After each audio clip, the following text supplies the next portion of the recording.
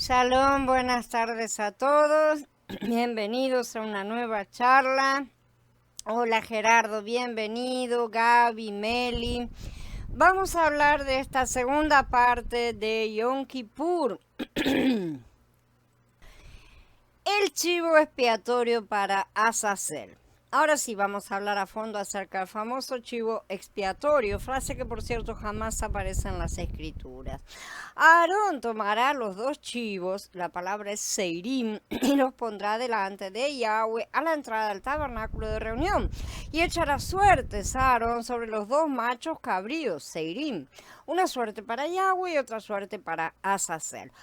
Y hará traer a Aarón macho cabrío, Sair, sobre el cual cayere la suerte por Yahweh, lo ofrecerá en expiación. Pero el macho cabrío, Sair, sobre el cual caiga la suerte por Azazel, lo presentará vivo delante de Yahweh para hacer la reconciliación sobre él, para enviarlo a Azazel al desierto. Esto está en los pasuquín del 7 al 10 del capítulo 16 de Vayikra. Hace mucho tiempo estudiamos en la serie de Bereshit, de Génesis, acerca de los Seirim, y también estudiamos acerca de Lilith, los Shedim, etcétera, ¿no es cierto? Todos los demonios a los que se le entregaban los sacrificios. Los Seirim, que es el plural de Sair justamente, que quiere decir peludos, literalmente, aparecen numerosas veces en las escrituras. Los son traducidos como machos cabríos cuando a los animales del rebaño, o sea, a los sacrificios se refiere, y como peludos demonios o sátiros en otros casos. Se trata del animal macho de la cabra, así que en casi todas las antiguas civilizaciones era adorado como Baphomet, sin ir más lejos. La palabra Sair se aplica también al chivo que representa al rey de Grecia en el libro de Daniel, ¿sí? Y en otros lugares se refiere a los demonios asociados con él. Curiosamente, también es la palabra con la cual se describe a Esaú como peludo. Esaú es peludo, ¿no es cierto? Según la enciclopedia judía, dice, son demonios satíricos descritos como danzando en el desierto. Esto están citando a Yeshayá en el capítulo 13, y son idénticos a los genios de los bosques y desiertos árabes. A la misma clase pertenece a Azazel, el demonio cabra del desierto, y citan Vayikra. Probablemente el jefe de los Seirim, y citan a Yeshayá 34, que son lugares donde aparece la palabra. Posiblemente los siervos y las siervas del campo, por los cuales la Shulamita conjura a las hijas de Jerusalén para llevarla de regreso a su amante en el libro de Cantares, sí, son espíritus semejantes a los Seirim. Y esto es notable porque en todo lo que es el paganismo druida, justamente la cornamenta de estos sátiros es de ciervo. Esto nos va a ayudar a entender un poco acerca del término Azazel, que tantas traducciones omiten vergonzosamente, traduciendo por ejemplo emisario, ¿no es cierto? Lo cual no es el significado mismo. Como tantos se incomodan y les da vergüenza ser primitivos según sus cabezas, niegan las palabras de las escrituras, que saben bien de qué hablan cuando dicen Azazel y no dicen emisario. Toda la tierra ha sido corrompida por medio de las obras que fueron enseñadas por Azael. Impútale entonces todo pecado. Este es el mismo nombre de Azazel, justamente, que tiene varias formas de ser escrito. Esto está en el libro de Hanoch, el libro de Enoch. Todos los pecados que la humanidad ha cometido han sido provocados por las acciones de Azazel o Azael, ¿sí? Por lo cual en su momento será juzgado, y el resto de la humanidad también lo será, si lo han seguido o no. Pero lo que en la misericordia de su pacto Yahweh estableció fue que los pecados del pueblo Kadosh separado por y para Yahweh serían imputados por completo a Azazel. ¿Sí? Esto, claro, mientras se mantuvieran en obediencia, es la condición. La idea que nosotros vemos desarrollarse en estos pasuquines es que uno de los machos cabríos va a hacer un sacrificio santo a Yahweh y el otro va a ser enviado al desierto hacia el dominio profano de Azazel, un demonio que representa, o tal vez sea, yo creo que sí, el mismo Hasatán, porque al final Hasatán es un título y quiere decir acusador. Entonces, el chivo Azazel... adversario, perdón. El chivo Azazel es algo relacionado a la solemnidad de las expiaciones, conocido comúnmente como Yom Kippur, ¿no es cierto? Es lo que estamos estudiando. Este día es el único día del año en que el sacerdote puede entrar en el lugar más Kadosh del Mishkan, ¿no es cierto? El lugar Kadosh Kadoshim. Antes de entrar, como ya dijimos, el sumo sacerdote tenía que ofrecer sacrificios por sus propios pecados. Él tenía que entrar limpio de pecado a ese lugar para poder prefigurar a Mashiach, ya que todo esto es figura de la obra expiatoria de Yeshua, quien después de dar su vida en el madero ahora está sentado a la diestra del Padre. El chivo que se sacrificaba representaba a Yeshua clavado en el madero, y el chivo que se dejaba ir vivo cargando todos los pecados del pueblo de Israel representaba a Yeshua resucitando e imputando los pecados a su verdadero dueño. Los dos representaban a Yeshua en diferentes aspectos de su obra. Si estudiamos este capítulo detalladamente, nos daremos cuenta de que Azazel representa a Hasatán, sí, realmente, quien es la fuente, el origen, el pecado mismo. El macho cabrío designado para Yahweh debía ser inmolado, pero el macho cabrío designado para Hasatán tenía que ser enviado lejos. Estas son buenas noticias, ¿no es cierto? La besorá completa y perfecta, a final de cuentas, porque significa que el pecado ha sido enviado de regreso a Hasatán, que es su fuente. El pecado vino de Hasatán y entró en el hombre, y no había forma de que el hombre caído pudiera deshacerse de él. Pero Mashiach murió en el madero por nuestros pecados y como nuestra ofrenda por el pecado. Por eso, como los hijos han participado de una naturaleza mortal, de igual manera Él participó también de eso mismo para destruir por medio de su muerte al que tenía el dominio sobre la muerte. Este es el acusador. Esto está en Ibrín 2. Por medio de su muerte, Mashiach destruyó a Hasatán, la fuente del pecado. En la época del Tanaj, sin embargo, era necesario aún imputarle todos los pecados. Hoy también es necesario imputárselos, no crean que ya está todo resuelto. No por medio de animales, sino adhiriendo al sacrificio perfecto de Yeshua, quien como el chivo del desierto cargó el pecado del mundo para imputárselo a Hasatán. También es el cordero que carga el pecado del mundo, y esta es la traducción más correcta, como ya dijimos, ¿sí? Aunque podría también decirse que toma el pecado, o sea, que lo toma, pero no que lo hace desaparecer mágicamente, no lo quita como lo entiende el cristianismo, sino que lo carga en sí mismo, haciéndose pecado, como cuando en la antigüedad la gente imponía sus manos sobre el animal del sacrificio y le traspasaba los pecados, exactamente lo mismo, el animal quedaba cargado de ellos, ¿no es cierto?, con estos pecados, aunque no los quita literalmente. Los pecados siguen ahí y el animal será sacrificado. Y eso es lo mismo que sucedió con Yeshua en su momento. Así que, mientras tanto, todos los pecados que le fueron imputados a Hasatán son cargados sobre él. Ese es el punto. Es decir, si uno no realiza el ritual de Yom Kippur, hoy, si uno no cree en la consumación perfecta de este sacrificio realizada por Yeshua HaMashiach, y entonces a través de su sacrificio ordenamos, imputamos, enviamos lejos todos esos pecados a la fuente, con la cual estamos supuestamente luchando todos, ¿no es cierto?, en nuestra carne, que estamos tratando de cortarla en todo el tiempo, continúa la persona cargando con sus pecados. Es tan simple como eso, es tan simple como un incrédulo, a final de cuentas. Pero si el creyente no se mueve, también sigue exactamente la misma. Estos pecados deben ser imputados a Hasatán. No hemos sido salvos para quedarnos de ojos cerrados. Hemos sido salvos para retomar el lugar que teníamos que haber asumido desde el comienzo. Los que creen en Yeshua tienen provisión perfecta de que esto ha sido consumado por nuestro Cohen Gadol. Pero los que no creen continúan cargando sus pecados sobre sí mismos. ¿Por qué Yahweh determinaría algo así? Porque, primero, los principios legales de causa y efecto y acción y consecuencia son algo determinado desde antes de la creación del mundo, así como ley universal. No hay nada en este universo, nada en este plano terreno que no suceda exactamente en función de estas leyes. Si empujo un objeto, se cae. Si lo arrojo al aire, se eleva y después desciende. Si lo golpeo, se rompe. ¿No es cierto? Pero aparte de estos ejemplos físicos, las mismas leyes se aplican al alma con sus sentimientos. Si me enamoro, tengo determinados sentimientos. Si me irrito, tengo otros determinados sentimientos.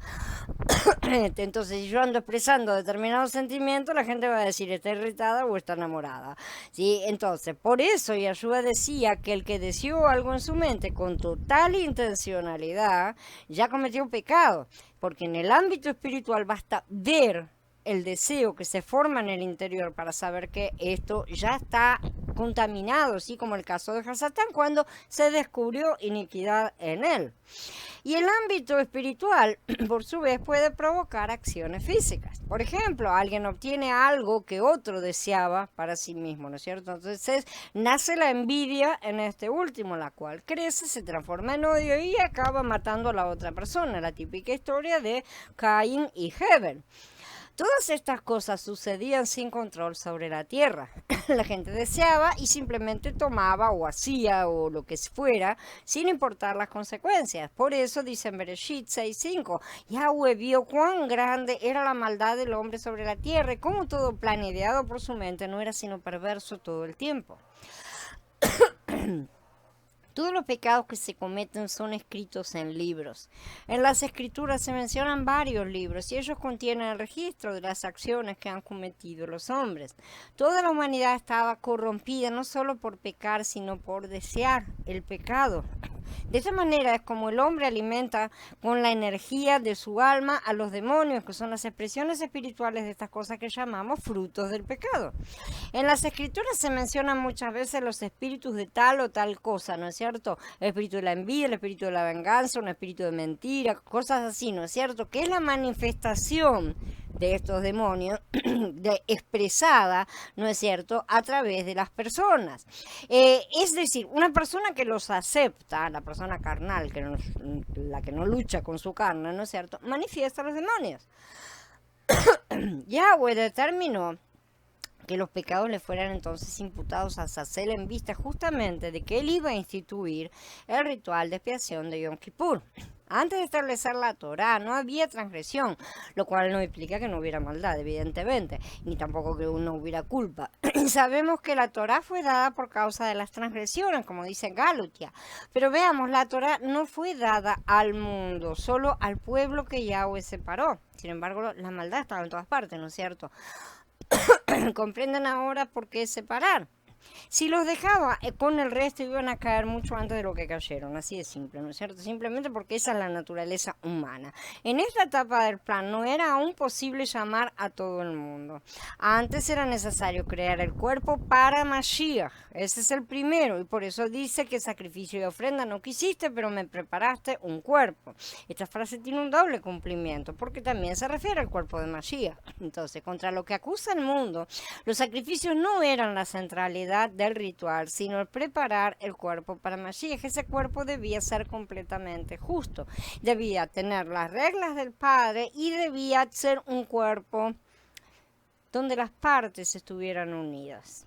No se puede levantar un cuerpo cuando las piedras insisten en andar rodando por su cuenta por ahí. Entonces Yahweh separó, unificó, levantó realmente al pueblo de Israel para hacer ese cuerpo del cual nacería Yahshua. Luego él sería la semilla para el resto, ¿no es cierto?, para su propio cuerpo. Entonces él levantó una semilla que fue Abraham, ¿no es cierto?, hizo crecer una gran planta. Pero el linaje de Yahshua es una única rama y es una rama muy selecta. Yahweh no se interesaba por los sacrificios porque no eran para él. Cada sacrificio, justamente lo contrario, un sustituto del verdadero culpado. O sea, cuando yo hago un sacrificio, yo estoy diciendo, te pago con la vida de otro. Lo cual no es muy coherente, ¿no es cierto? Entonces, el que recibe la culpa de su sangre tiene que ser Azazel. Así, la sangre nunca fue para Yahweh, sino que era para ser imputada para Azazel. Esto nos cambia completamente en la cabeza acerca de los sacrificios de sangre y todas las pavadas que dicen muchos que aseguran que Yahweh es Moloch y toda una serie de incoherencias sin sentido. Claro que esto no es suficiente, porque además de quitarnos el pecado, era necesario que una sangre perfecta nos cubriera, ¿sí? Como a las puertas de las casas de Egipto, ¿sí?, para que el ángel de la muerte no tenga poder sobre los salvos. La separación era indispensable para que el mundo externo no corrompiera la planta antes de tiempo, ¿sí? Antes de producir el cuerpo que Yeshua ocuparía en el momento determinado. Y para que Israel, que era la planta, fuera justo y justificado, todos los pecados que tenía, porque todos pecan, ¿sí? No hay ni uno solo justo, debían desaparecer, ser imputados a Azazel. Si el resto de la humanidad no se hubiera apartado de Yahweh, habrían prestado atención y sabido que podían hacer lo mismo. Sí, pero claro que ese no es el interés del enemigo ni de la carne.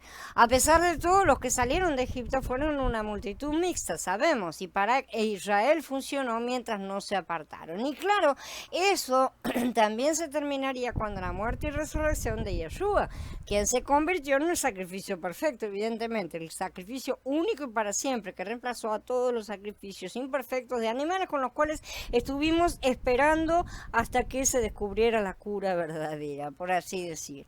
Por lo tanto, el madero le da a Mashiach la posición, la fuerza, el poder, la autoridad para quitar el pecado, ¿sí? Y enviarlo de regreso a Hasatán. El pecado vino de Hasatán y debe ser enviado de regreso a él, porque esa es la verdadera justicia. Hasatán llevará consigo el pecado al lago de fuego. Todos aquellos que no sean salvos ayudarán a Hasatán a llevar sobre sí el pecado en el lago de fuego, lo cual es bastante tonto, pero será bastante más real de lo que muchos imaginan. Shalom Blanca, Jorge, bienvenida Victoria. Hola Elisa, bienvenidos a todos. El ayuno de Yom Kippur y otras hierbas. Esta será para ti una ley perpetua. En el mes séptimo, el día 10º del mes, ustedes afligirán sus almas y no harán ningún tipo de trabajo, ni el ciudadano ni el extranjero que reside entre ustedes, porque en este día se hará expiación por ustedes para limpiarlos de todos sus pecados. Ustedes quedarán limpios delante de Yahweh. Será un Shabbat de completo reposo para ustedes. Practicarán la negación propia. Es una ley perpetua. Aquí la traducción dice practicarán la negación propia, porque algunos se creen que son muy modernos. En los originales dice justamente afligirán sus almas, ¿sí? Que la palabra es nefesh directamente y no hay para darle muchas vueltas. La cosa es afligir las almas. No queda del todo mal decir practicar la negación propia, pero hay que tener un poco de relación justamente con el negarse a uno mismo, que la mayoría de la gente no tiene. Nuevamente también tenemos aquí la palabra olam, siendo traducida como eterno o perpetuo. Ya hemos hablado acerca de este error antes, y si bien por el uso y la costumbre la palabra olam se ha convertido en eterno en el idioma hebreo moderno, no tenía esta acepción antiguamente.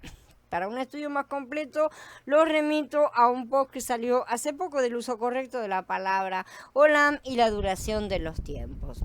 En las partes del Tanaj, donde la versión en castellano usa los términos para siempre o eterno, los toma de la palabra hebrea original que es olam, ¿no es cierto? Esta palabra significa esconder, mantener en secreto, algo oscuro, que está en la oscuridad. La más apropiada interpretación es la palabra oscuridad, justamente. En su uso la palabra tiene que ver con un periodo de tiempo indefinido, oscuro, pero no eterno. ¿Sí? Es simplemente una edad de la cual la persona o el ser humano, por así decir, no sabe cuándo es que termina y empieza la otra edad. El final de esa edad no es generalmente desconocido, pero no es un final sin fin. Los autores del Berija Hashá con frecuencia citaban Pasukim del Tanaj, y cuando lo hacían usualmente los tomaban de la versión Septuaginta. Esta es la traducción griega del hebreo del Tanaj, usado ampliamente durante la época de Mashiach y los apóstoles, era lo que usaban. La palabra griega que más se acerca al significado de olam, que sí es usada en la Septuaginta justamente para traducir olam, es ayom. Y podemos decir con toda seguridad que ayom tiene el mismo significado que el concepto hebreo olam en la antigüedad. Y este es el concepto de edad o era. De manera que lo correcto es decir que el Yom Kippur es una práctica que debía durar toda la era de Pesaj. Esta era una prefiguración de la obra que haría Mashiach en su primera venida, por lo que hoy no podemos mantener esta fiesta en el mismo sentido que antiguamente. No podemos ir a sacrificar animales ni largar cabras por ahí. Obviamente esto no tiene nada que ver y no necesitamos tampoco repetir a cada año el mismo ritual con la finalidad con que era realizada, porque la sangre de Yeshua fue ofrecida una vez y para siempre. En aquel día nadie debía hacer ningún trabajo, como vimos, ¿no es cierto? Porque era Shabbat de reposo completo para ellos. Como en todo Shabbat no se puede realizar ningún trabajo, ¿sí? Este era un Shabbat especial, ojo, no es un Shabbat semanal. Esto significa que la redención fue completamente llevada a cabo por Mashiach. No hay nada más que el hombre tenga que hacer al respecto. No hay ningún dedito que necesitemos meter ahí para tocar nada. Y el hombre solo debe reposar en la obra redentora de Mashiach. Si intentamos trabajar por nuestra redención, insultamos a Mashiach y despreciamos su obra, ¿sí? Entonces, decimos que este no es el Shabbat semanal, justamente es la palabra reposo. Shabbat significa reposo, no el séptimo día específicamente, aunque haya pasado a estar las dos cosas juntas, no quiere decir que sean un sinónimo. Sí, es un Shabbat diferente, con un propósito diferente, y hay varios en las escrituras. Entonces, en todos los Shabbatot tenemos, sin embargo, que se repite la misma condición, no hacer ninguna obra o trabajo, porque la condición básica, lo que significa la palabra Shabbat, es reposo, justamente. Y a diferencia del Shabbat del séptimo día, el cual debe ser un día de gozo, ¿no es cierto? El Shabbat del día de la expiación era un día donde debían afligir sus almas.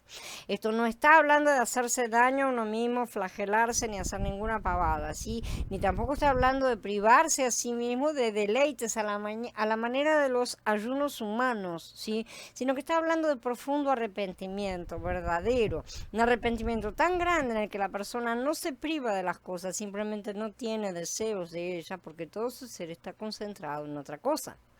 Entonces, el ayuno de Yom Kippur, que es el único ordenado por Yahweh en todas las escrituras, ¿sí?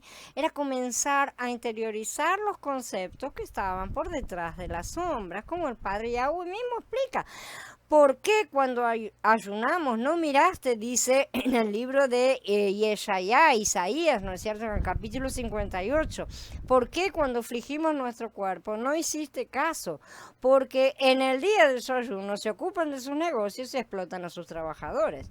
Porque ustedes ayunan en riñas y contiendas y golpean con un puño perverso. Su ayuno hoy día no es como para que se oiga su voz en lo alto. Es este el ayuno que yo deseo, un día en el que el hombre aflige su cuerpo. Es el doblegar la cabeza como un junco y acostarse en luto y ceniza. A eso lo llaman ustedes ayuno, un día en que Yahweh es favorable. No, el ayuno que yo deseo es desatar las ligaduras de maldad, soltar las ataduras del yugo para dejar libres a los oprimidos, romper todo yugo, es compartir tu pan con el hambriento y llevar a tu casa a los pobres, vestir a tu prójimo cuando lo veas desnudo y no ignorar a tus parientes. El profeta nos dice que el verdadero propósito subyacente del día de la expiación no es tanto un día de ayuno en la comida, sino un día de ayunar de las malas obras, un día para liberar a la gente, alimentar a los hambrientos. En otras palabras, es el jubileo, para liberar a los cautivos. Entonces el ayuno del Padre para Yom Kippur era un pequeño jubileo, para que fueran practicando lo que sucedía cada 7 años. Un tiempo de liberación de cadenas para los afligidos, un tiempo de perdón, de arrepentirse del egoísmo y de abrazar al hermano, porque ¿acaso no tenemos todos al mismo Padre? ¿No nos creó un mismo Elohim? Dice Malaquías en el capítulo 2. Entonces el ayuno que Yahweh pedía era un ayunar de malos comportamientos, un ayunar del deseo de explotar a los demás, de aprovecharse de otros, un ayuno que fuera realmente un día del perdón. ¿Sí? Pero no para que ellos pidieran recibir lo que nos daban. En el capítulo 25 de Vayikra vamos a tocar el asunto del jubileo, ¿sí? Que también ya estudiamos antes, pero en otra serie, de manera que no voy a entrar aquí ahora en detalle porque lo vamos a estudiar en breve. Entonces, pero para ser breve, permítanme decir que cada 50 años debía tener lugar un gran cambio en Israel. Todo iba a ser restaurado tal como estaba cuando las tribus originalmente heredaron la tierra. Si un hombre se empobrecía y vendía su tierra y se convertía en esclavo o sirviente de otros, eso continuaba solo hasta el año del gran jubileo, que era 7 jubileos, ¿no es cierto?, juntos. En ese momento, todos los esclavos debían ser puestos en libertad y cada hombre debía volver a su herencia original, sin tener más ninguna deuda. Aun si no hubiera terminado de pagarla, no se contaba nada. Si no hubiera terminado, igual quedaba libre y libre de deuda también. Pero también tenemos los jubileos menores a cada 7 años, ¿no es cierto? Eran 7 dentro de un gran jubileo. Este jubileo declaraba un año de perdón, pero no era tan terminante como el gran jubileo del año 50, ¿no es cierto? Que se juntaban los 7 jubileos, 49, y el año 50 era justamente el gran jubileo, ya que si la deuda no hubiera sido pagada en un jubileo menor, la persona debería continuar pagando en el año, después del año sabático que se había dado. Entonces, estas cosas estaban prefigurando justamente la gran liberación que iba a tener el mundo, pero además está indicando lo que es justamente Yom Kippur también, porque esto se anuncia en Yom Kippur. Ahí es cuando la gente anunciaba el año del jubileo, el año del perdón, el año de la liberación de los cautivos. Y esto era lo que el Padre quería que asociaran en todos los años de Yom Kippur. Así que espero que podamos ver lo que esto significa para la raza humana. Había una buena y práctica razón para que Elohim diera esta ley para preservar al Israel natural en la tierra. Sin esta ley existía una buena posibilidad de que una tribu eventualmente perdiera toda su herencia y su identidad, ¿sí? Cosa que al final terminó pasando porque la gente pasó por arriba de la ley del jubileo, ¿sí? Entonces esto finalmente de esa forma significaría el deterioro y colapso de las 12 tribus. Por eso él puso la ley. Pero hay una razón mucho más profunda para esta ley y tiene un significado espiritual y ofrecía a la humanidad entera la esperanza de que Elohim había fijado un día, el día en el que cesaría toda esclavitud y todo lo que Elohim le había dado a la humanidad en el principio sería restaurado. En el principio, Elohim puso al hombre sobre todas las obras de sus manos. Hizo al hombre el gobernante supremo de la tierra, el dueño del mundo entero. Sí, le dio dominio de gobierno y le dio toda la autoridad. Todos los animales le obedecieron, se sujetaron a él. Él les puso nombre. La tierra produjo en abundancia para él. Pero cuando vino el pecado, todo cambió. Y el hombre se convirtió en un esclavo del pecado, ganándose la vida con el sudor de su rostro. Entró en la esclavitud del pecado y de Hasatán, y sabemos bien que Hasatán es un duro capataz. El hombre perdió su relación con Elohim y en ocasiones la vida se volvió casi insoportable. La vida era muy horrible en los primeros tiempos. Pero Elohim dio una promesa de restauración, de victoria sobre Hasatán. Su simiente te herirá en la cabeza, le dijo a la serpiente. Y en Romanín 16:20, Saúl recuerda esto justamente. Y el Elohim de paz quebrantará en breve a Hasatán bajo los pies de ustedes, que son los descendientes de Adán.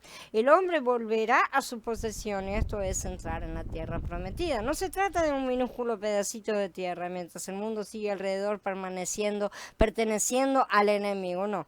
Se trata de la restauración de toda la tierra. Eso es lo que fue perdido delante de Hasatán. Hasatán perderá el derecho de dominio y será lanzado al abismo, y esto demuestra que no tendrá más su poder sobre el hombre durante el reino de Mashiach. Por eso que lo vemos atado por 1000 años. Todo lo que se perdió en la caída comenzará a ser restaurado, y esa será la tarea durante el milenio. Y no crean que todo será restaurado al comienzo del milenio, como muchos predican, porque eso es no leer las escrituras. El milenio será un tiempo de duro trabajo, realmente, porque al final del mismo bautismo, tenemos una guerra, también tenemos un juicio, o sea, tenemos mucho trabajo en el medio. Y solo al final del milenio, o sea, para el comienzo de la era siguiente, encontramos el cielo nuevo y la nueva tierra. Recién ahí llegan las cosas. Solo entonces todo será realmente hecho nuevo. Ahí se encierra este ciclo de 7 días de milenio, ¿sí? Estas cosas las vamos a estudiar mejor en otro momento. Ahora vamos a ver bien brevemente cómo la observación de Yom Kippur ha evolucionado, entre comillas, ¿no? Porque toda evolución es satánica. Desde el momento de su instrucción, acá en Vayikra, los religiosos judíos modernos continúan honrando Yom Kippur como el día más sagrado y más importante de todas sus fiestas, pero en algún momento en el camino los primeros rabinos que eventualmente empezaron a controlar la religión de los hebreos decidieron que en el día de la expiación Elohim supuestamente juzga a la persona por el pasado año, decide si el nombre de esa persona va a estar inscrito en el libro de la vida para el siguiente año y ese juicio es sellado. El proceso de juicio empieza 10 días antes en Rosh Hashanah, el año nuevo judío, el día en que tendría que estar tocando la trompeta de liberación y liberar, literalmente, perdonar toda deuda, cosa que nadie hace. Ya que el periodo de 10 días entre Rosh Hashanah y Yom Kippur, una persona es supuesta a pasar mucho tiempo reflexionando, o sea, se supone que esta persona tiene que estar completamente arrepentida como preparación para el día del juicio, ¿sí? Y debido a que Yom Kippur es tan serio y es tan sobrio, no se le permite, por ejemplo, celebrar bodas durante esos 10 días de penitencia. Donativos especiales son dados a los pobres en Yom Kippur, como si con eso pudieran pagar las deudas. Digamos, miembros de algunas sectas ortodoxas usan vestimentas blancas en Yom Kippur, lo cual es obviamente un vínculo con las vestimentas sacerdotales del sumo sacerdote, ¿no es cierto?, durante Yom Kippur. Y a diferencia de cualquier otro día del año, los hombres judíos se ponen el talit, el chal de oración, así que normalmente lo usan en el servicio de la tarde en la sinagoga, normalmente solamente se usa en el servicio de la mañana. Todas estas cosas son costumbres humanas. Mucho ha cambiado en lo que respecta a Yom Kippur para el judaísmo, una religión rabínica y no bíblica. Una vez visto como un día nacional de purificación a través del arrepentimiento, ahora tiene una orientación bien individualista. Ya que no hubo más templo después del año 70, ¿no es cierto? Los judíos se encontraron en una disyuntiva. ¿Cómo ellos podían llegar a ser puros de su impureza? ¿Y cómo sus pecados serían expiados si no hay templo para sacrificar? No hay sumo sacerdote para hacer expiación por ellos. En algún momento, alrededor del año 800 de la era común, un ritual surgió entre algunos judíos que muchos grupos ortodoxos continúan haciendo hasta el día de hoy. Es el llamado caparot. En este ritual un varón escoge un gallo, una mujer una gallina y los pollos son literalmente girados, revoleados arriba de la cabeza de la persona 3 veces mientras oran en voz alta diciendo: este es mi sustituto, mi ofrenda indirecta, mi expiación, mi vergüenza, deberían decir. Este pollo debe encontrar la muerte, pero yo debo encontrar una vida de paz larga y placentera. Yo no creo que debo añadir ningún comentario adicional sobre esta práctica, solo que es asombroso y triste ver hasta dónde los judíos pueden llegar con tal de evadir aceptar a Yeshua HaMashiach. Prefieren un pollo. Otro punto de vista moderno es que lo que la serie de rituales levíticos cumplía en el día de la expiación es hoy en día traído a cumplimiento por la oración, el arrepentimiento y las buenas obras. Esto es literalmente justicia propia. De hecho, hasta el concepto del pecado original, por medio del cual todos los humanos, incluyendo los israelitas, son nacidos con una naturaleza pecaminosa, ha sido descartado actualmente, con una creencia de que todo el mundo comienza la vida bueno y puro y que es completamente posible mantenerlo de esa manera. Estas ideologías provienen del misticismo de Luria y otros similares que nacieron en la Edad Media, cuando los judíos estaban completamente perdidos en medio del planeta, abandonados de la mano de Yahweh, y decidieron inventarse su propia religión. Por supuesto que no la inventaron ahí, ya venían inventándosela, ¿no es cierto? Pero ahí surge toda la parte del misticismo judío que es moderno, de ahí sale el Zohar y todas otras serie de cosas como la Kabbalah. Y claro, que al afirmar esto en vez de la verdad, esto significa que para ellos, ¿no es cierto?, que la salvación no es ni tan siquiera necesaria mientras un hombre pueda mantenerse puro y en la condición santa en la cual nació. Basta que haga las obras de arrepentimiento y de todo esto, ¿no es cierto?, que ellos quieren, que ciertamente un hombre puede, según ellos, encontrar justicia por sí mismo, que un hombre puede justificarse a sí mismo. ¿Sí? Si ese hombre sigue a la Torá escrupulosamente, dicen ellos, ¿no es cierto? Reconociendo que muchos pecados son mucho más serios que otros, el judaísmo dice que los pecados graves, como profanar el nombre de Elohim, por ejemplo, no pueden ser expiados con sencillamente arrepentirse, orar, hacer buenas obras, ¿no es cierto? Sino más bien que es la muerte propia de uno la que expía por esos pecados más graves. ¿Sí? Por lo que en la muerte uno ha pagado el precio de la impureza y el pecado y son de ahí en adelante puros y pueden venir a vivir al mundo que debe venir, el Olam Abba. Ya han determinado todo, ¿está? Algunos judíos consideran la caridad como un sustituto adecuado para el sacrificio. La palabra caridad en el hebreo moderno es la misma que la palabra justicia, tzedakah. Y realmente la justicia es hacer misericordia a los que necesitan, pero hoy el concepto se ha mezclado al punto en que consideran esa misericordia como un acto de justicia propia, como un acto de justicia que tienen que hacer en ese día. No lo hacen todos los días, y esa es la verdad. No de estar trabajando para el reino en cuanto a establecer la justicia a su alrededor. Otros judíos consideran los sufrimientos como un sustituto adecuado para el sacrificio. Entre los judíos de Europa del Este solía haber la costumbre de infligirse 39 latigazos en el día de la expiación, 40 menos 1. ¿Sí? Algunos judíos consideran que las buenas obras o el estudio de la ley son sustitutos adecuados del sacrificio. O sea, cada uno se ha estado inventando su propia religión. Este es el judaísmo que muchos en su ignorancia pretenden seguir como raíces hebreas, cuando son todas invenciones humanas, en su mayoría de varios siglos después de la muerte de Yeshua. Bien alejados de todo. Cuidado con los que comen gato por liebre, sí, porque ninguno de los dos animales es puro. La doble obra de nuestro Adón Yeshua. Ahora vamos a estudiar la razón por la que Yeshua debe venir 2 veces a la tierra. Parece apropiado referirse a estas 2 venidas como 2 obras, porque en ambas apariciones él tiene una obra que hacer, pero todas esta obra que hace son parte del plan divino de salvación en la tierra, son parte de un único plan de Yahweh. ¿Sí? En su primera aparición Yeshua cumplió las fiestas de primavera. Las fiestas de otoño, que aún no se han cumplido, nos dan el tiempo y el propósito de su segunda aparición. Vamos a estudiar este asunto referido a las fiestas en breve, sí, también mucho más a fondo cuando lleguemos al capítulo 23, porque se dan todas las fiestas y vamos a verlas a fondo. Los principales patrones con los que trataremos se encuentran en Vayikra 14 y 16. ¿Sí? 14 es el del leproso, la purificación del leproso.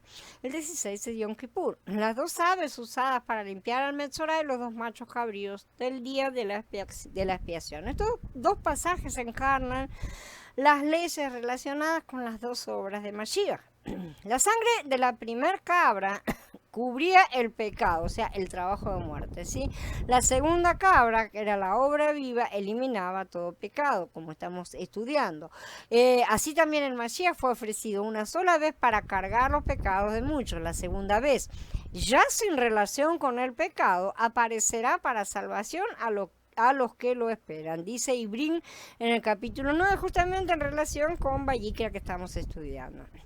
La primera cabra tenía el poder de imputarnos la justicia, haciéndonos perfectos ante los ojos de Elohim, a pesar de que todavía estamos afligidos por la mortalidad y su efecto, que es el pecado. La segunda, sin embargo, en realidad nos hace justos ante Elohim porque remueve el pecado, devolviéndolo a su legítimo dueño, para que le sean imputados esos pecados en el día del juicio. Al relacionar esto con las 2 obras de Mashiach, Yeshua vino por primera vez a morir. Ibrín dice que después de su muerte y resurrección, Yahshua HaMashiach, nuestro sumo sacerdote, entró en el lugar santísimo en el cielo para rociar su propia sangre sobre el propiciatorio. Por fe, como Abraham, podemos apropiarnos de esta provisión por la cual la justicia es imputada a nosotros, como Shaul nos dice en Romanillín 4. Por esta razón se le contó como justicia, pero no solo para él se escribió que se le contó, sino también para nosotros, a quienes se nos habría de contar, a los que creemos en el que resucitó de entre los muertos a Yahshua, nuestro Adón. Y también en Ibrín 9 dice, pero estando ya presente el Mashiach, el sumo sacerdote de los bienes que ha venido mediante la más amplia y perfecta morada no hecha de manos, es decir, no de esta creación, entró una vez para siempre en el Santísimo, logrando así eterna redención, ya no mediante sangre de cabros ni de becerros, sino mediante su propia sangre. ¿Sí? Entonces, después de la muerte en el madero, Yahshua entró en el lugar santísimo en el cielo con su propia sangre para rociar sobre el propiciatorio celestial, el verdadero tabernáculo. Esto cumplió la ley del primer chivo, pero luego, en lugar de venir y hacer la segunda parte del sacrificio, la ley de la segunda cabra, se sentó a la diestra del Padre. Pero después de ofrecer un solo sacrificio por los pecados, se sentó para siempre a la diestra de Elohim. Y sabemos que no se sentó para siempre porque se va a levantar. Así que acá tienen otra vez la mala aplicación y mala traducción de Olam. Esperando de allí en adelante hasta que sus enemigos sean puestos como estrado de sus pies. Yahshua HaMashiach no cumplió de inmediato la obra de la segunda paloma o de la segunda cabra, ¿sí? En cambio se sentó en la diestra del Padre para interceder por nosotros durante toda la era de Shavuot. Durante los últimos 2000 años, él ha esperado el día en que sus enemigos sean puestos bajo sus pies, y entonces, y solo entonces, se levantará y vendrá como la paloma del cielo, justamente. Entonces, y solo entonces, va a salir también como la segunda cabra del templo, de su cuerpo, ¿no es cierto?, en la tierra, su cuerpo en la tierra, para remover todo pecado de sus corazones, amarrará a Satán, lo lanzará al abismo por 1000 años. Esto nos demuestra que el desierto donde fue lanzado Azazel no es otro sino nuestro mundo. Nuestro mundo es una prisión, nuestro mundo es el desierto. Pero durante el milenio él estará apartado de la presencia de los hombres porque va a estar encadenado en el abismo. Como ya estudiamos, la Zaraat representa nuestra mortalidad, ¿no es cierto? Nuestra raíz de pecado interna que nos provoca la muerte, la cual heredamos de Adán, tal como dice Shaul, así la muerte pasó a todos los hombres, dice en Romanín 5. Las dos aves fueron usadas para limpiar a los Metzoraín, recuerden, es decir, las dos aves representan también las dos etapas por las cuales somos limpiados de la mortalidad, de la muerte, como ya lo explicamos en su momento en los capítulos 48 y 49 de esta misma serie. La primera ave fue muerta para proveer una cubierta de sangre para la segunda ave. La muerte de la primera ave nos imputó la vida, mientras que la segunda ave, al ser liberada en el campo, es decir, en el mundo, nos infundirá la inmortalidad y la vida. En cuanto a los dos machos cabríos de este ritual, ¿no es cierto?, de Yom Kippur, estos no se ocupan de la cuestión del pecado, de la muerte, perdón, sino más bien con la cuestión del pecado. De nuevo, hay dos etapas por las cuales nuestro pecado es erradicado. No es erradicado literalmente, y todo el mundo que anda por ahí pecando sabe perfectamente que no nos erradicaron la raíz del pecado del todo, porque contra ella luchamos cada día. El primer macho cabrío cubrió nuestro pecado, el segundo lo eliminará y llegará su momento en breve. El primer macho cabrío, Mashiach, ¿no es cierto?, fue muerto para expiar y cubrir nuestro pecado por su sangre. Estamos tan cubiertos por su sangre como lo estuvieron los israelitas antes de su venida. Estamos en exactamente las mismas condiciones, así que lo que se entiende, lo que ha entendido el cristianismo por ya estamos todos listos, estamos cocinados y solo me falta que me salgan las alitas para terminar de no sé de qué, son completas malas interpretaciones y malas comprensiones de las cosas. Entonces, toda esta segunda parte hay que estar esperando justamente a que él regrese. Entonces, el segundo macho cabrío era diferente en que removía todo el pecado a una tierra no habitada, así cargándolo y llevándolo al desierto para imputarlo a hacer. Esto nos muestra que la segunda venida de Mashiach logrará la remoción del pecado de nuestros cuerpos. Eso es lo que va a hacer, porque va a venir para limpieza y purificación de su santuario, que es la tierra. Como creyentes de hoy en día todavía somos pecadores, sí, salvados por la gracia, pero aún bajo promesa. No existe una gran diferencia entre nosotros y los antiguos creyentes, porque ambos estamos bajo promesa. Si bien los creyentes después de Yahshua hemos recibido mayor dosis de gracia de forma efectiva a través del Ruach, ¿no es cierto? Nuestros pecados han sido cubiertos por la sangre de Yahshua también, a través de la cual Elohim nos imputa la justicia. ¿Estamos mejor? Sí, estamos mejor, pero no estamos en el último escalón todavía, porque Él llama lo que no es como si fuera, dice. Entonces ve la sangre de Yahshua sobre nosotros y nos ve ya limpios, como cuando vamos a llegar a estar allá en el tiempo justo. Aunque somos injustos en nosotros mismos, Elohim ha hecho provisión por su primera obra en el madero para cubrir nuestra injusticia por su sangre, para que legalmente hablando Él pueda llamarnos justos. Es por eso que las Escrituras llaman a los creyentes santos, aunque sean bebés en Mashiach y aunque todavía estén sujetos a las debilidades humanas. Sin embargo, hay una segunda obra por venir, que es lo que estamos viendo, en la cual Mashiach se ha enviado al mundo para quitar el pecado de nosotros, haciéndonos realmente justos. Este será el cumplimiento de la ley profética, donde el segundo macho cabrío fue llevado al desierto para quitar todo pecado, imputándoselo a su dueño. Nosotros acabamos de estudiar acerca de la Zarat, ¿no es cierto? Y aprendimos que la ceremonia de limpieza que el sacerdote realizaba fuera del campamento no era lo que había sanado a los Metzoraim. Ellos ya venían, ¿no es cierto?, sanados. Ningún Metzorá habría ido a ver al sacerdote ni lo habría mandado llamar si no hubiera recibido, si no hubiera recibido esa sanación, si no se hubiera dado cuenta que estaba curado. Ni hubieran ido. Esta ceremonia era una inspección y un pronunciamiento oficial de la curación que ya había sucedido. La tzara ya había sido resuelta y el sacerdote no tenía nada que ver con ese asunto, él no curaba nada. Nosotros como sacerdotes, aunque podemos ministrar a otros y mostrarles su zarat, y hasta inclusive declararlos impuros en su momento o puros oficialmente, no podemos curarlos. No tenemos ese poder. La cura proviene directamente de los cielos. La Zaraat era una enfermedad espiritual y el único que trae la sanidad es Yahweh. La curación resolvía el problema de la Zaraat en sí misma. El pronunciamiento verificaba e informaba oficialmente acerca de la curación a toda la comunidad. ¿Sí? Esta es una distinción importante porque los Pasuquín 6 y 7 son la ley fundamental del bautismo en las Escrituras. El Metzorá, que había sido sanado divinamente, debía ir al sacerdote para ser limpiado y el sacerdote debía rociarlo 7 veces con agua. El bautismo era un reconocimiento oficial de que el hombre afligido con la Zaraat, la enfermedad de Adán, o sea, la mortalidad, había sido sanado.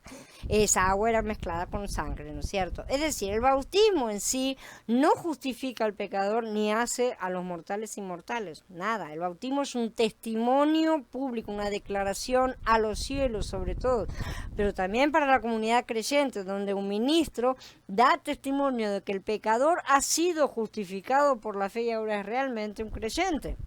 La proclamación es el testimonio del ministro, que es el testimonio que el ministro da, no convierte al pecador en creyente, no porque lo diga se va a convertir. Es simplemente está dando testimonio de algo que Elohim ya ha hecho en el pecador. La historia de Naamán, ¿sí? El capitán sirio, que era un Metzorá, ¿no es cierto?, que está en Melahim Bet 5, que ya estudiamos, es un ejemplo perfecto del bautismo en el Tanaj. En Melahim Bet 5, 10, el profeta le dijo a Naamán que se lavara, que en hebreo la palabra es rahatz, en el río Jardén 7 veces. Naamán se enojó, pero finalmente fue y lo hizo, y así siguió la prescripción bíblica para los Metzoraim. Simple y sencillamente hizo lo que tenía que haber hecho. Esto era un tipo de la providencia de Yahweh para la salvación de los gentiles. Nada más no fue rociado con sangre, sino que fue sumergido 7 veces en agua, prefigurando el bautismo, pero también representando a la humanidad que ha debido pasar sus 7 días de milenios, sus 7 días de purificación. Hay 3 bautismos, lavados y rociados, en la limpieza del Metzorá. Estos involucran aceite, que es el ruach, sangre, que es el alma, ¿no es cierto?, y agua que aplica al cuerpo. En Vayikra 14 encontramos que los agentes de limpieza fueron usados en la limpieza de los Metzoraim. Los 3 fueron aplicados. Los 3 bautismos se relacionan con la limpieza de todo el hombre en un nuevo hombre, ¿sí?, en resurrección, ruach, alma y cuerpo. El alma es la vida, no se olviden, ¿sí?, que era pronunciado limpio 3 veces separadas. Esto también está relacionado directamente con las 3 divisiones del tabernáculo de Moshe, ¿no es cierto?, el templo de Shlomo que hemos estado estudiando, en cuanto a que estas hablan de los 3 pasos hacia la plena comunión con Elohim. También se relacionan con los 3 principales días de fiesta de Israel, que son Pesach, Shavuot y Sukkot, los cuales a su vez conmemoran el camino de Egipto a la tierra prometida, el camino del desierto, que es el mundo, a la tierra prometida del Edén, que fue perdido.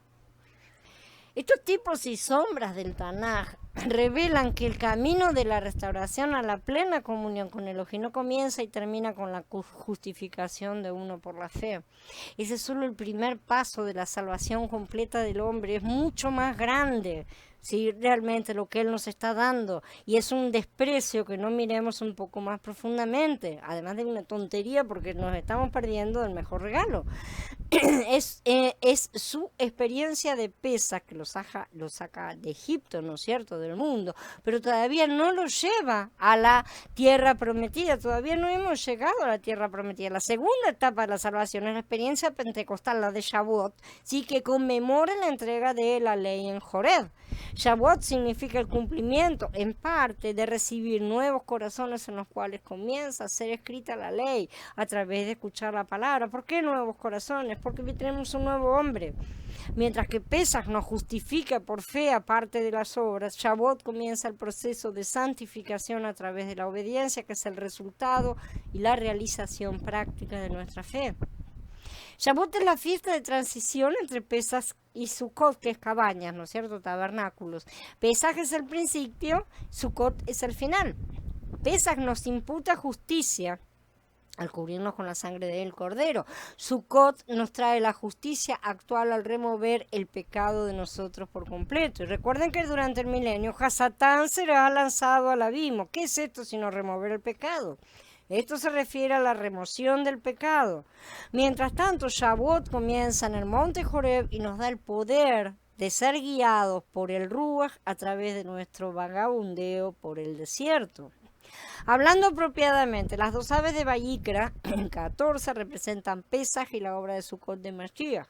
Cuando Yahshua dijo en el madero, está consumado, no quiso decir que no había más trabajo en el plan, dijo que había consumado esa parte del trabajo que había ido a realizar, ¿sí? Entonces, la obra de Pesach era la que estaba terminada y se podía abrir la siguiente etapa, porque él fue clavado en el madero en Pesach y este fue el propósito de su primer venida. La obra terminada de Mashiach ha sido enseñada en muchos círculos creyentes cristianos durante muchos años, pero generalmente no ha sido definida a la luz de la ley de Elohim. Por esta razón, muchos piensan que no había más trabajo que hacer después que él murió en el madero. Por esa razón, la gran pereza cristiana, ¿no es cierto? Pero esto obviamente no es cierto. A los 50 días de su resurrección, él hizo otra obra al enviar al Ruach, ¿no es cierto?, a la tierra en el día de Shavuot. En otras palabras, el trabajo de Yahshua en el madero no completó el trabajo de Shavuot, apenas si completó el trabajo de Pesach, ¿sí? Ni tampoco completó el trabajo de la fiesta de Sukkot, que estamos recién ahora preparándonos para entrar. En cambio, su trabajo de Pesach en el madero hizo posible el cumplimiento de las otras 2 fiestas. Uno debe dejar Egipto para llegar a Joreb, recibir la Torá y finalmente llegar a la tierra prometida. Pero nosotros siempre nos vamos sentando en bancos de iglesia en el camino. Desde la primera obra de Yahshua en el madero hemos estado en un periodo al que llamamos la era pentecostal, ¿no es cierto? Es la transición de Pesaj a Sukkot. Es la era de Shavuot. En los tipos y en las sombras bíblicas fue representado históricamente por el viaje de Israel desde Egipto a la tierra prometida, ¿no es cierto?, a través del desierto. Creemos que nos estamos acercando al momento de la segunda obra de Mashiach y al cumplimiento de la fiesta de Sukkot. Por esta razón, Elohim está comenzando a revelar algunas de las cosas más profundas en la ley y cómo profetizan las cosas que sucederán pronto, cómo de repente todas estas cosas ahora están siendo iluminadas. En su luz vemos la luz. La segunda paloma debe venir, como se muestra en Gitgalut 19:13, como la palabra que viene sobre el caballo blanco, ¿no es cierto? Se dice que su túnica está sumergida en sangre, así como la segunda paloma fue sumergida en la sangre de la primera paloma. Este evento significa la eliminación completa de la muerte de nosotros, de la muerte, ¿no es cierto? Y eso resultará inmediatamente en la eliminación de todo pecado también. La segunda cabra fue enviada desde el templo a un lugar deshabitado, así también Mashiach, la segunda cabra, saldrá de nosotros porque somos el templo del Ruach HaKodesh. Al venir a nosotros, Él eliminará todo pecado de nosotros. Él hará expiación por la familia, por el pueblo, por el santuario y por la tierra. Este es el nacimiento del hijo varón, que es Mashiach en ti, la esperanza de gloria, dice Colasimín en el capítulo 1. Es el momento en que estamos siendo hechos plenamente a su imagen y semejanza. Hay una obra celestial y hay una obra terrenal, como una paloma. Yahshua viene del cielo como una cabra. Yahshua sale de su templo en la tierra. Él viene en ambos sentidos simultáneamente, claro. Él debe venir del cielo a la tierra como una paloma porque la paloma fue liberada en el campo abierto. Matías 13 nos dice que el campo representa al mundo. Por lo tanto, Él debe venir nuevamente al mundo para hacer un segundo trabajo, para traernos la inmortalidad. Pero también está saliendo de su templo en la tierra, que está construido de piedras vivas. ¿Ven la importancia de estar en el cuerpo? Este es el trabajo de la segunda cabra para eliminar todo pecado de nuestro cuerpo físico. Esto será aplicado de forma completa en primer lugar a las primicias, que serán levantadas en la primera resurrección. Ellos se unirán a los santos que vienen con Yahshua en las nubes, formarán el escuadrón de los vencedores, ¿sí? Estos van a ser los que ministrarán toda la sabiduría, el conocimiento y agua a los demás durante el milenio, a fin de que en la primera resurrección todos reciban también la misma, en la segunda resurrección, perdón, todos reciban la misma plenitud también, que nada se pierda de la obra del Adón. Bueno, habiendo terminado, vamos a dar por encerrada esta charla y en un ratito les aviso cuando ya dejo abierto el Meet para que charlemos acerca de estas cosas y espero que la charla sea bastante animada. Shalom a todos, hermanos.